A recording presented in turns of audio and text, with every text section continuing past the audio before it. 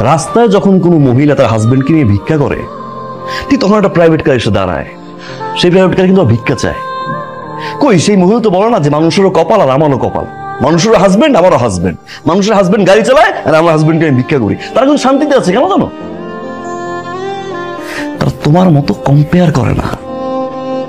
অনেকের হাজবেন্ডের পা নেই, হাত নেই, চলতে পারে না, বছরের পর বছর বিছানায় পড়ে আছে, হাসপাতালে যাও না একবার। মৃত্যুর সাথে পাঞ্জা লড়ছে হাজবেন্ড, বারান্দায় বসে ওয়াইফ কাঁদছে।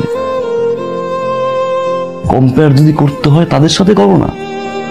আল্লাহ তোমার সুস্থ রাখছে, আমার হাত কাজ করে, আমার পা কাজ করে, আমি একটা সুস্থ মানুষ, আলহামদুলিল্লাহ বলো না।